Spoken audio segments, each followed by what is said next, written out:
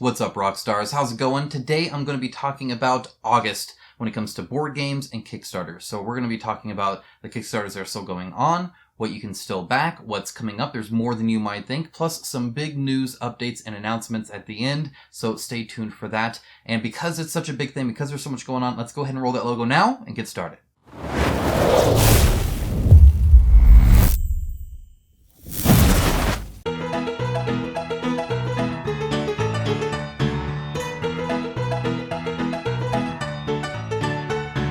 As always, I'd like to start out with a quick thank you to my YouTube members and patrons. It is through their support that much of this channel is possible, that I can provide all of my honest coverage and the quantity and quality that you see it. So thank you so much for them. Additionally, if you're down there liking, subscribing, commenting, sharing, following the merch link, the Amazon link, any of that kind of stuff is hugely helpful, and I'm very appreciative of it.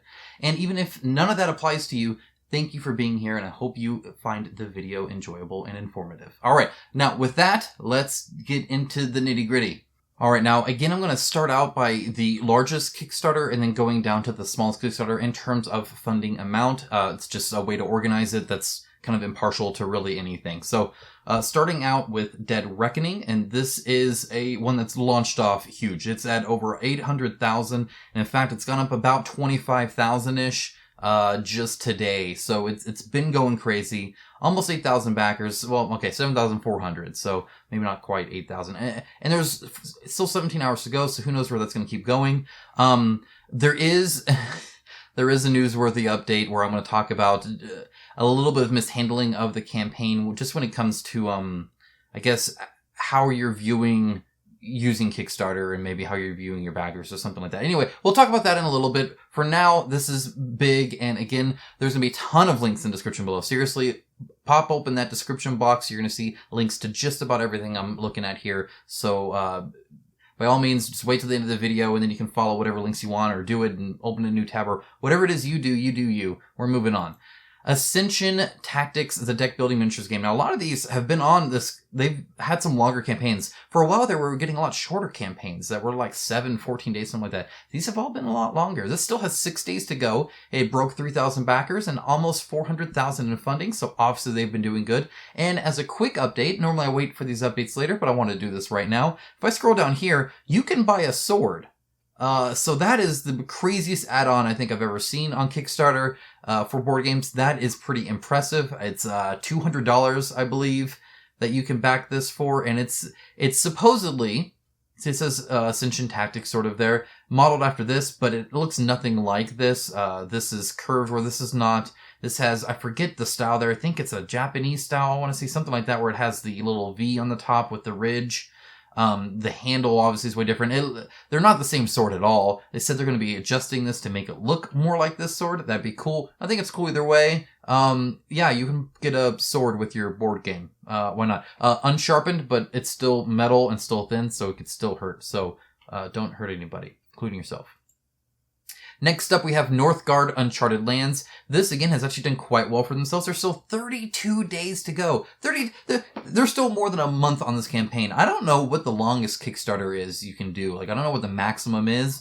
32 is a lot, so hopefully they have the content to kind of keep the hype going. Otherwise, you start losing it to other stuff. You know, Master of Darkness is going to be coming out. All these other August games are going to come out, and then people have to judge Northgard versus that instead of just Northgard versus what it already went versus. So it has to kind of win 2 matches now, right? That's kind of the only worry I have about that. Either way, over 2,000 backers, 166,000 raised. So I think for a first-time creation, Open Sesame Games should be quite happy with that. It looks like they're doing a lot of really good stretch goals. Like if you look at this, they're upgrading components, they're adding minis, they're adding cards, and unless some of it's little, like they'll just add 1 card. I gotta scroll all the way down here. So they'll add like a single development card, you know, at a time. But the jumps are quite small, so there's always something going on, and they're kind of piecemealing it out, increasing the dice and stuff like that. It seems cool to me. They even had this kind of big ol' enemy creatures, and then they're unlocking parts of it over time, which is neat.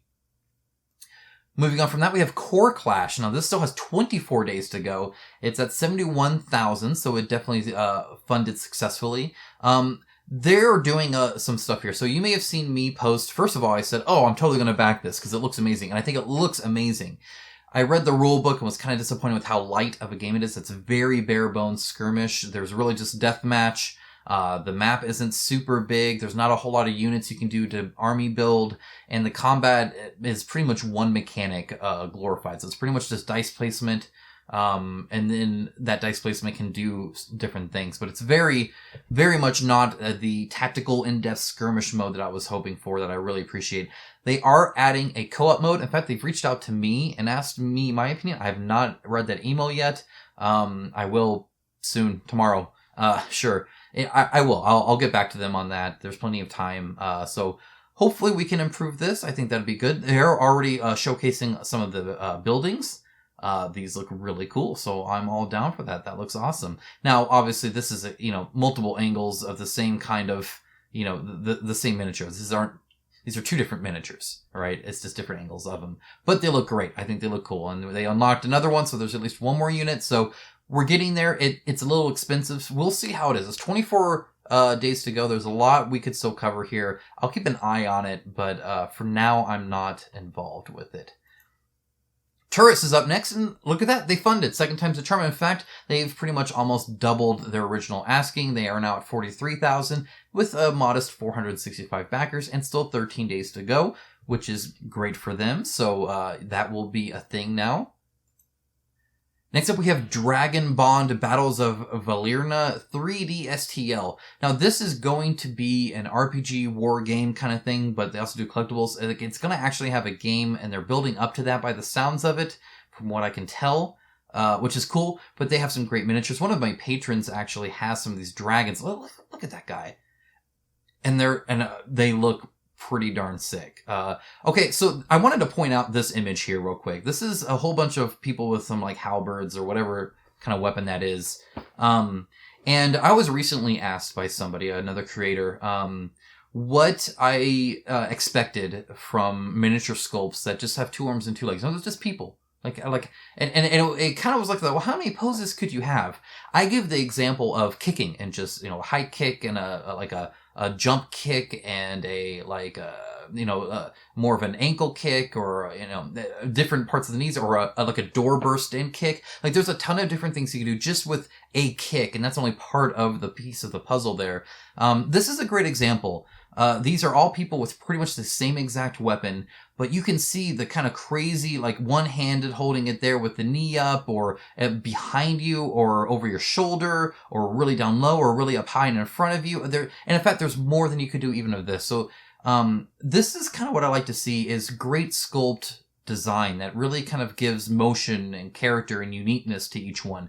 This freaking ninja chick over here, to me, feels way different than the kind of stout person here that's more in almost like a guard stance. Very much like it. And you can tell this person's the commander, because they're, look how high forward they're holding it. They're holding it right next to the blade. And it's all, I don't mean to geek out over this one image. I just wanted to point out, I guess, how nice I like a lot of these miniatures. I think they are very well designed. I wanted to quickly look at the guy riding a pig. No, I wanted to quickly look at some of the dragons here, because they are quite impressive. There's a lot of terrain, by the way. Yeah, and so here's just some of the dragons. Now, again, this is what my patron has a lot of, and they look cool. This guy looks freaking awesome. I love his face. Some of the, look at that dude's tail. I love how long it is. They got the bone one. I am not super happy with the bone one. He looks a little plain, but I actually like, I think, pretty much all the rest of them. Fire breathing. You can even get the breath weapon kind of stuff going on there. You get these busts, which look cool. Here, how about some more dragons? Let's drink a beer. Why not? Again, crazy. This is Shinron in hardcore mode there, so that's cool. There's a person sitting. I always like to point out when a miniature has a person sitting. It's not very common, and it's very hard to make interesting. This is actually not my favorite one by a long shot, but it is still kind of cool that they have it there. I love the kind of chest out thing. Kind of reminds me of like Bahamut from Final Fantasy. A lot of times he'll kind of like do this and shoot a laser out of his mouth or something. This reminds me of like a Dark Souls kind of dragon. We got them in different flights, different heads, the freaking snake-looking one with wings. There's a ton of stuff here. So, either way, this looks pretty darn cool. And again, they're kind of building up to this actual playable game. So you can kind of see the different stat cards and stuff like that, which I think is super awesome. And I'm excited to see the world that they're building and the game that eventually comes from it. I think it probably has a lot of potential.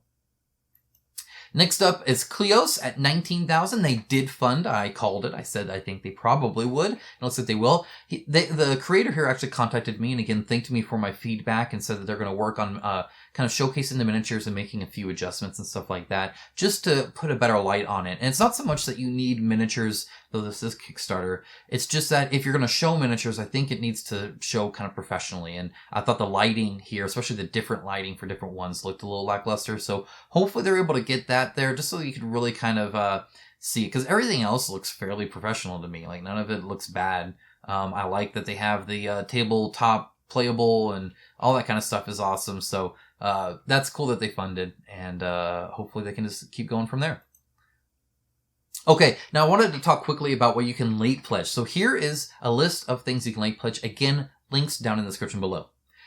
You can now late pledge Battletech Clan Invasion, Chronicle X, Wasteland Knights 2nd Edition, The Safarian Guard, Zervia, Vorpal Board, Storm Sunder, Tenaris Adventures, Frosthaven, Final Girl, Wolfenstein the Board Game, Conan the Conqueror, Tales of Terror, Aeon Trespass Odyssey, Dawnshade the Watcher's Prophecy, Carnival Zombies 2nd Edition, The Hunters AD 2114. If there's something that I missed on that list, let me know in the comments below. I will add it to the list. Let's kind of pull together our resources and figure out what we can still put money towards. Okay, now for what is coming up. So this is stuff that's coming up either in August or very soon. Sometimes there's not exactly a date yet. It's still early on. Obviously, throughout the month of August, I will update you. First of all, Mantic announced a miniature board game for the Umbrella Academy that will be on Kickstarter. There is a card game out now. It's from a different company. The IP was licensed to 2 of them. Mantic is doing the miniature board game one. In other words, the one I'm more interested in. So far, they've really just released this one image. It looks very much in the same style as Hellboy. I don't know anything about gameplay. Obviously, we'll see. Maybe it'll be just like Hellboy. Maybe it'll be something different. We will have to, I guess, just look at it. Now, this is one I don't think many people have. Only 173 followers are, so I wanted to kind of bring attention to this. I will say I was contacted by the person kind of running this, which is great that they showed initiative in doing that and just kind of trying to get the word out and stuff like that. That's awesome. I found them, but they still contacted me, which doesn't always happen. English was a little rough, but from what I've seen on what's been written, both in the Facebook post and here, stuff looks fine, but just something to keep an eye on. Looks like they're from Mongolia here.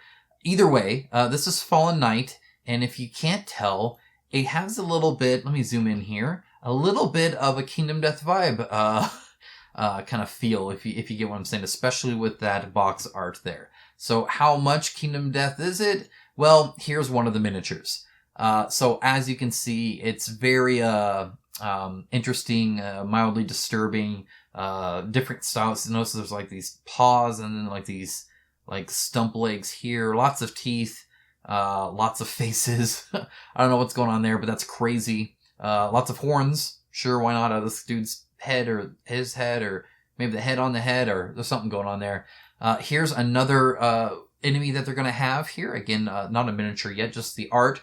But as you can see, some crazy kind of nine-tailed fox, kind of weird centaur, whatever the heck's going on there. Anyway, looks interesting and unique, therefore I'm interested. So I will keep you updated on this one as we progress. And again, link below to follow along on that Kickstarter if you so choose. Next up, Massive Darkness 2. Now, I'm going to have another update on the 4th when it comes out, so it'll be a good reminder for you guys, and I'll have as much information as I can prior to actually the 4th, where, you know, obviously then they'll have the Kickstarter. So I won't know what that looks like yet. They don't do preview copies, because that would be too helpful, I guess. I don't know. But we do know that there will be a crossover pack, and so here you can see that they do have a crossover pack, and it will be free for anyone backing the core pledge. You can get it. They have not said if they'll release PDFs for free. I doubt it. Instead, you'll probably have to either buy it separately or get the core pledge and then get it for free. One or the other is probably my assumption. It would just be a modest fee. I doubt they're making a lot of money on it. We'll just have to print it out. And it will have everything, not just the core box, all the expansions and all that kind of stuff for the monsters and the heroes. The heroes are going to be leveling up different, so they just have kind of one class, and that class is kind of unique gameplay-wise, so they should feel all different, apparently, and It's kind of weird, like Malice is a shaman. He doesn't look like a shaman to me, but I don't know what's going on there. Like Silence is obviously a rogue, sure. Moria is obviously a wizard, okay. Sarah's probably a paladin, yeah, why not? Siegfried is a berserker. The shaman seems weird to me. I don't remember was he a shaman in the... Whatever, it's been a long time. Either way, that'll be a little bit different. Additionally, all the like roaming monsters will have like a level 1 through 5 and then a level 6 through 10. So there'll be some variances and differences in the monsters as well. Next up, Wormwood is going to be having a table stuff for around $300 for a coffee table, and then they'll just move up from there, have the different sizes. This GIF here is like perfectly obnoxious, which is kind of how I find their videos. They kind of do these kind of like faces a lot and kind of, oh my gosh, everything's amazing, which isn't necessarily the kind of YouTube content I watch. Obviously, it's not the kind I make. It seems a little bit for the camera, but either way, they're excited, and honestly, I kind of am too, because normally they're super expensive, and I think they still will be, right? You can see the prices here, and it's not like nothing here looks super cheap, but there it is. So they have the different measurements here. I'll go ahead and give a link to this page, and you can kind of follow along and follow wherever you need to do, whether it's signing up or doing whatever. So I'll link to this page for you guys. Maybe you're as excited as see any of these guys. I don't know. Okay, next up, Twisted Fables. Now, I don't have confirmation this is in August, though throughout August I will. I'll either confirm that it is or it isn't. However, they have been releasing more art and kind of descriptions about it. Really, it's a 2-player fighting kind of card game, typical kind of stuff with the kind of dark fantasy stuff here. So you have all the like typical fairy tale heroines, but with obviously a very dark twist on a lot of this stuff. A very dark twist on a lot of this stuff. That is just, I think, kind of cool. Like here's, and they're like from different universes too. So, Little Red Riding Hood is like from Cyberpunk apparently. And again, things don't always work out well for her either. So I don't know. It's just, it's pretty crazy. It looks very interesting, unique. I'm actually a sucker for card games, so I'm actually kind of interested in this, especially if the price is right. If it's anywhere, now I don't know what the content is, but if it's around $30, it starts to become a no-brainer for me. So we'll see. We'll see what it is. All right, now, Dungeons & Lasers 2. I've shown you this image before. You know this. August 25th, Dungeons & Lasers 2. You get this great modular terrain stuff that looks freaking awesome. I want, like, all of it for myself so I can take pictures and paint it up and make it look cool and all that kind of stuff. And I don't even play D&D. Especially, like, the little terrain, like the barrels and the chests and stuff like that. I'm all about it. Let's do that. I'd use that in all sorts of games. And they have dragons. And when I say they have dragons, they have a lot of dragons. Here's one of them. There's another one. Well, I don't know. Is that one or is that multiple? It's got 1, 2, 3, 4, 5 heads? Sure, why not? All different. They look cool. I like them. Look at this. Nominate the reviewer. Now, they're going to send this out and have somebody actually review the miniature. If you want me to take a look at it, I'm going to link specifically, this is kind of a plug, I guess, sure, whatever. Link specifically to their Facebook post where you can kind of suggest me. I don't know if other people actually do a miniature review. I think they want a lot of people to generally talk about it and paint it. So maybe there are other people that nerd out over miniatures to my level. I don't know. I feel like I would do a good job reviewing it, but maybe not. Either way, if you want me to take a look at it, if you want on the channel and them to send it to me, I will make a video on it if I have it available to show you guys. So let them know there is a link in the description below for that. Neo-morphosis Infestation, they're ramping up for another release. I think this is going to release still again before the actual delivery of Dark Rituals, which is unfortunate. Dark Rituals looks amazing and I'm excited for it. So it's kind of unfortunate I won't have it in my hands before this launches, though we'll see. Maybe they are holding off. I don't know. You can tell the art here is a little bit darker. It still kind of has that unique design of kind of the silly weapons and outfits and goggles and whatnot. And it looks like it's not all darker. So just a little change here. You'll notice here they've introduced some new mechanics to try and kind of spice things up and make it more appealing to backers.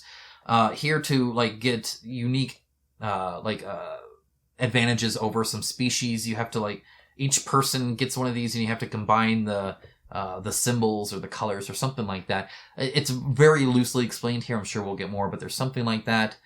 For the crafting, you can either craft scientific or technological upgrades, and you can only equip stuff that matches the symbols, so rectangle on rectangle and triangles on triangles. So it's kind of how you build out your equipment, so they're kind of changing the crafting a little bit. That's really the only two things they've noted so far that's different, but as far as I know, they've added and kind of changed up the game somewhat.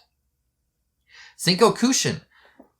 There's a miniatures campaign coming out. I don't know if it's going to be in August. If so, it's going to be late August. I'll let you know. Again, as soon as I have a good date or a good month, I will let you know. For now, because it's possibly late August, I'm going to go ahead and talk about it now. Besides, this guy looks cool, right? I don't know if you noticed or not, he's got a baby in his stomach.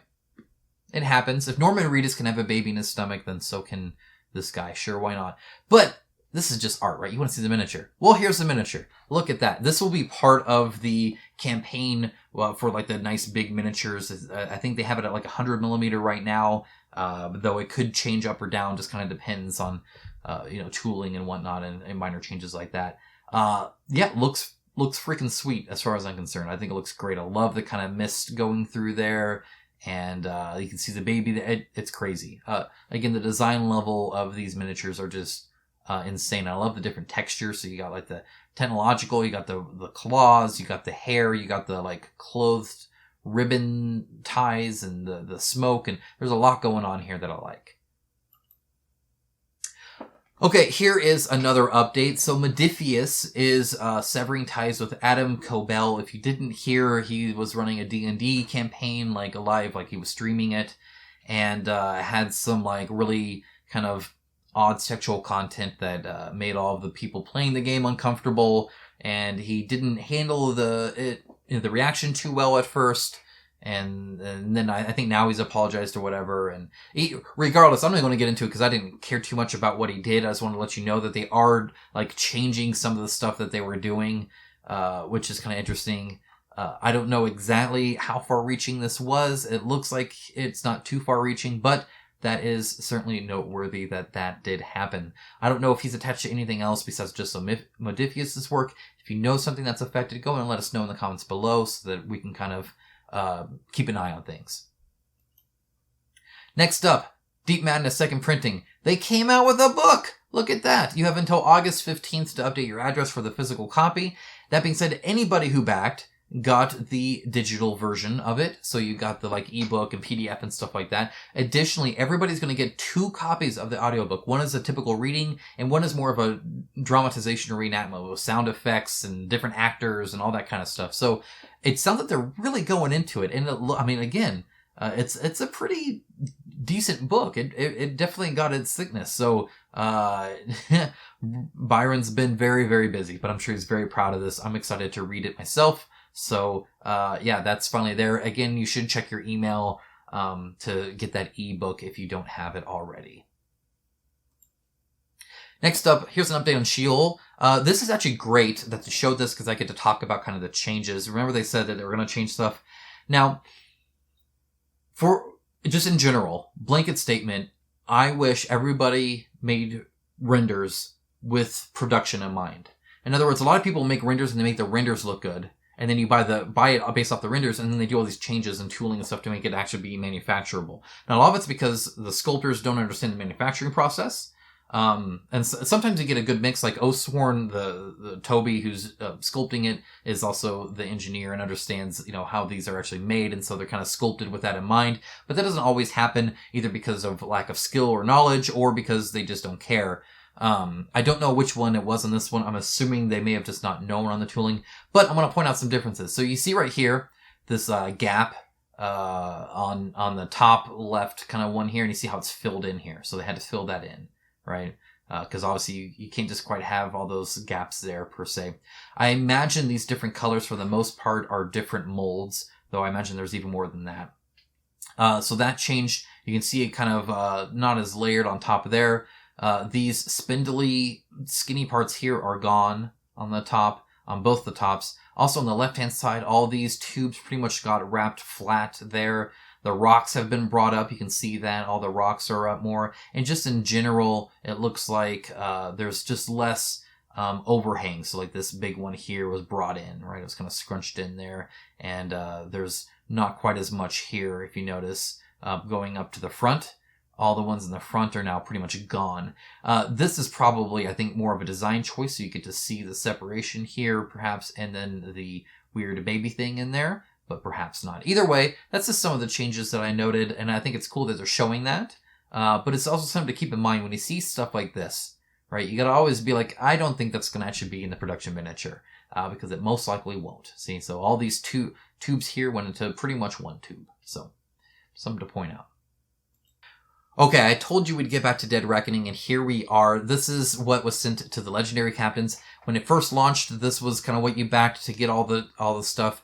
But eventually they added, 2 different add-ons and, or not all-ins. So there's a gameplay all-in and then all-in. And so they want people to increase their pledge, apparently. Now, there was a lot that they kind of did wrong in that campaign. I mean, the game looks good, and the game seems to sell itself, so it's unfortunate that they kind of feel the need to do some of the stuff that they're doing like this. So, here it says, "Hello, Legendary Captain. Thank you for participating in it. We are now entering the final 24 hours of the campaign. We'd like to remind you that the campaign will end tomorrow at 5 p.m. After that point, you will not be able to adjust your pledge on Kickstarter. We are very hopeful you will upgrade your pledge to the all-in reward of $179 so you can receive a copy of the Dead Reckoning and both expansions. Okay, stop right there. Let's say that's all you read. Let's say that you're new to Kickstarter, and I guarantee, let's say, how many people do they have here? Out of the 7,471, that there are people that are new to it, or just don't care, whatever. People don't follow updates, so sometimes this might be the only email they get. Regardless here, they're making it seem like you can't update in the pledge manager. You can. And in fact, later on, somewhere in here, I can't even find it in here. Like, you can adjust your pledge on Kickstarter until 5 p.m., or you can change your order on the pledge manager afterwards. But if the first thing you read in an update is, you can't update after tomorrow, so please update now, even if you read stuff afterwards, especially if you're casually reading or stuff like that, you're not going to negate something you did because you're not expecting them to contradict themselves, right? So they're acting like you have to do it. They're kind of pressuring you to do it. Which it just feels kind of unfortunate. First of all, I think it's unfortunate because most of the people that backed the legendary one did so towards the beginning. In other words, they're your earlier backers, because that was what you didn't have the all-in available yet, because you hadn't unlocked via stretch goal all of the add-ons that you have to pay for, which is a terrible way to run a Kickstarter, in my opinion. But whatever. So it just doesn't seem authentic. And I guess here's ideally what a company would do. They would email you and be like, "Thank you so much for backing our game. You have blown us away with the amount of support that we have received. We only had this pledges available now, so we just wanted to remind you that there are more pledges available, and that if you wanted to help the Kickstarter fund grow, you can update now before the Kickstarter stops. Otherwise, feel free to update in the pledge manager. Either way, thanks so much for being here. We honestly appreciate it." Or something along those lines. Now, I'm not even the company. I'm not even selling you anything that you can, you have to watch some ads for this, maybe. And I can fake that. So imagine somebody who actually just got $800,000 from all these backers and is blown away by it. You would think you would be, just have a different attitude about it, right? It's just an attitude thing that just seems so bad. I don't know. It just seems like money grubbing corporate company crap that I hate, right? You guys, I'm not going to get upset about it, but it's frustrating to see a company do that. So let's watch the flip side. Here is Time of Legends Destinies. Now, I told you guys to watch this because it did have the Time of Legends on it, and so it might be affected by the kind of lawsuit around Joan of Arc and Mythic Games and all that. Well, that's been resolved, but it did affect this. So, what changes? Well, Time of Legends, that title goes away. Now it's just called Destinies. Additionally, any of the crossover stuff for Joan of Arc will not be able to be played. Everything else stays the same. All the miniatures, all that, all the cards, all the art, that's fine. It's just the crossover stuff they won't be making. Now, that is unfortunate. If you backed it because you just love Joan of Arc and you wanted the crossover stuff, well, obviously that sucks. If you backed it because you're like, wow, I get stuff for Joan of Arc and for this, that's a lot of content. Well, now you're getting less content. All the backers are technically getting less now. So that kind of sucks, right? Lucky Duck Games realized that, and so what they said is they are willing to give a refund. If you want a refund, they are going to give it to you after all of this time. That is huge. In fact, looks like there's a late pledge here. I don't know if I didn't listen to the late pledge, I'm going to still add the link there. I'll check that out later. You could probably late pledge this. Maybe show some support for a company that literally means this thank you. So, either way, they are willing, even though it wasn't their fault. They weren't involved in that. They were just, as far as I know, they were licensing an IP that they could use. And it turns out, oh, I guess you can't. But that's kind of Mythic's fault, right? Not Lucky Duck Games. So the fact that they're willing to give a refund, I think, is huge and a crazy nice gesture on their part, because it does kind of suck. And I get that. I'm sure they're upset about it too, right? I mean, I know I would be. I'd be furious. I mean, talk about getting, blindsided. That's a real big bummer. So I just I guess I purposely put these together because I wanted to show two different companies reacting to something different, right? One is just kind of asking for more money at the very end and trying to kind of manipulate maybe some ignorant people that don't know any better, which isn't exactly a great business tactic to use, in my opinion. And then some are just saying, you know what? We care so much that if you are upset about this, we're willing to actually give you your money back. Either way, I just think that's awesome. So props to Lucky Duck Games. I wish you all the best in the future. Seriously, good on you. And you have 8,925 very lucky backers, I feel. Okay, moving on. Descent Legends of the Dark. Oh my gosh. Woo! Okay, so this happened at the very end. They kind of teased it. It was actually leaked a little bit before, thanks to some listings and some IP claims and stuff like that. But some things to note. It doesn't say 3rd edition anywhere on it, and the creators, the developers, are not the same as the original 2nd edition. Now, you'll notice here, I have 2 copies of 2nd edition. I only bought it once. I have a buddy that buys board games for the miniatures for D&D. So he bought it and was going to toss the game stuff. But they actually changed the campaign in the core box about halfway through its production. So I had the first one, he had the second one. I was like, well, go and give it to me. He gave me the box too. I put miniatures in there. That's the story. Now it's explained. So you can stop asking. But anyway, it was literally my first board game I ever owned, besides like Monopoly and stuff like that. I was introduced by some coworkers to Zombicide. And I was like, this was like Zombicide Season 1. The roller skate chick was way overpowered and just zipping along everywhere. It was crazy. But I was like, this is way better than Monopoly. This is almost as good as Life. No, I'm kidding. Though, let's give credit to Life. That's still a fun one, I guess. Anyway, my point is that I was like, wow, I love these board games. I had some Magic the Gathering cards. I was just getting back into that. I pulled one that was worth like $200. Sold it, got in-store credit. I had to buy a board game. I bought Descent. The rest is history. Now I'm running a YouTube channel and talking to you. Point is, I like Descent. It's a fun game. I'm very interested in why this box is so big. I'm praying that Fantasy Flight Games has decided to stop being crap and actually include the lieutenants in the box instead of just giving you a token that you get to attack because they want you to spend an exorbitant price on some freaking DLC-worthy lieutenant packs that they have, and that's stupid. So hopefully they're not doing that anymore and actually put it in the box like every other board game company. As far as I'm concerned, they're pretty much one of the only outliers in that just let you attack tokens. But provide a miniature for everything else. Kobold? Sure. Oh, no. This named lieutenant that's part of the story? No way. Buy that separate. Anyway. Big box. Looks exciting. It's got some crazy looking dragon demon thing on it. I am definitely going to be following up with that. So if you want information, I will be talking about that as much as I can. Finally, I actually want to end on a little bit of an update from me. I know that's a little selfish and maybe you don't care, but I thought it just might be interesting to kind of throw in maybe some channel updates or some life updates or what, not life, like, this isn't a vlog, like you guys don't care about my life.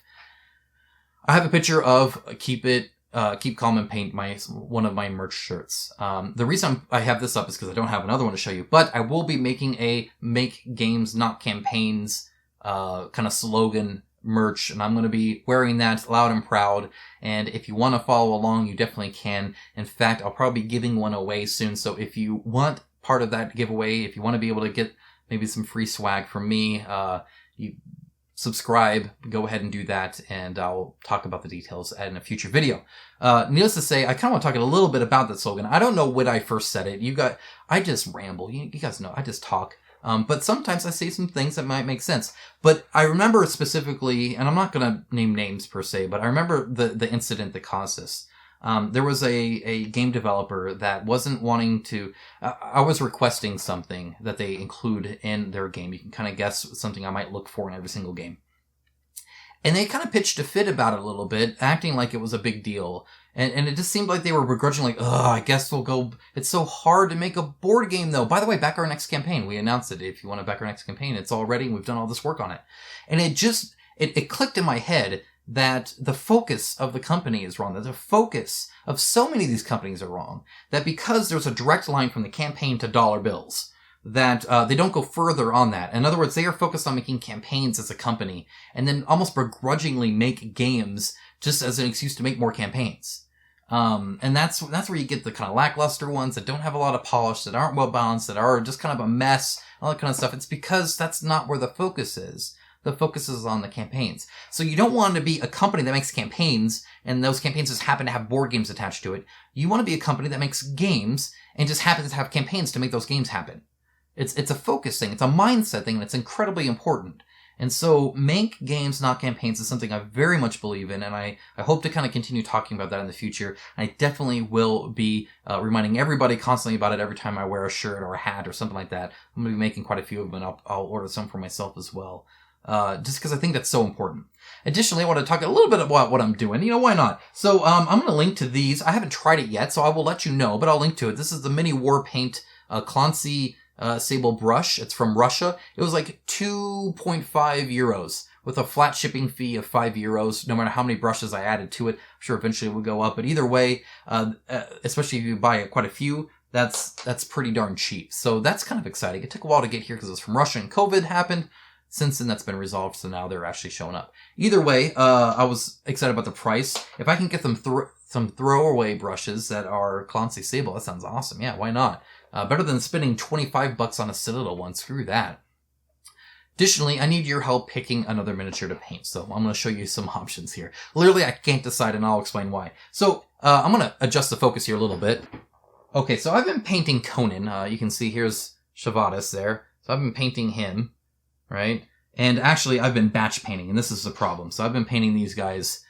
I've painted 5 of them. I'm almost done with the second batch of 5. There are 20. So I hate batch painting. It's terrible. So I have some options. I've been painting a lot of Conan lately. I could continue, in which case I'll paint this guy. So if you want me to keep painting Conan, if you think I should actually finish Conan, right, by all means, do that. Additionally, I have not painted the Kingdom Hearts miniatures from the Talisman game yet. I heard the game isn't so good. There's some typos and missing cards and whatnot. But hey, Kingdom Hearts miniatures. That sounds pretty awesome. I could do that. It was a Christmas gift for my daughter, and I still haven't painted the miniatures. Though she still hasn't read the rule book, so maybe it's her fault. Or I could go all out and actually paint a good miniature, like a really good quality miniature. And I could paint Zerong from Celestial. So I could paint her as well. She's kind of got this weird crab jetpack thing going on here. So I could do that. You guys let me know. If I painted Zerong or the Kingdom Hearts miniature, I would probably maybe film it.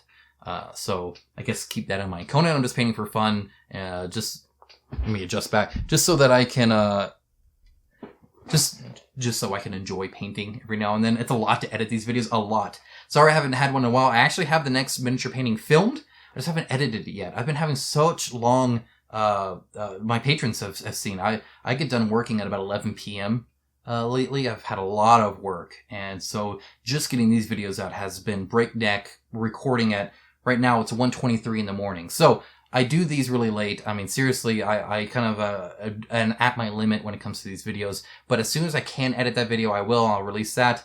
Let me know. I'm just kind of curious. I can't decide between the 3, and I'm going to run out of batch painting horribleness soon, so I could use your help. All right, that's it. That's all I had. Guys, thanks so much for watching. I seriously appreciate it. Let me know if this last segment was a waste of time for you, if you were kind of interested in what I'm doing. I can kind of talk about, maybe just an update a month or something like that. If not, I can cut it out too if you guys don't care. Seriously, I don't mind either way. I don't feel that important. But I do feel important that you guys stayed here and actually watched the video. Thank you so much. Seriously, it means a lot to me, and I'm glad you found the video entertaining or helpful or informative or whatever it was to you. I'm glad it happened, and I will talk to you guys again very, very soon at the start of next week. Take care.